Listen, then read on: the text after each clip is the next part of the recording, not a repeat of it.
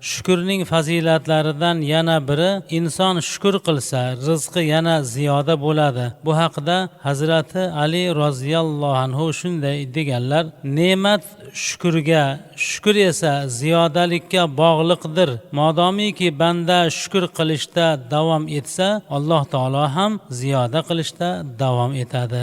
Imom Bayhaqiy rivoyati. Payg'ambarimiz sollallohu alayhi vasallam barcha go'zal amallarni o'zlarida mujassam etgan zot edilar. Shukr qilishda ham u zotga yetadigan biror kishi topilmagan. Sababi Alloh taologa duolari ijobat bo'ladigan kishi bo'la turib, Alloh taolodan ko'p mol va dunyo berishini so'ramadilar, balki Alloh bergan rizqqa qanoat qilib yashadilar. Ochlikdan qorinlariga tosh bog'lab yurganlarini bilamiz. Payg'ambarimiz sollallohu alayhi vasallam shunday holatda shukr qilgan bo'lsalar, hozirgi to'kinlik, farovonlik davrida biz faqat shukrimizni ziyoda qilishga e'tibor qaratishimiz lozim.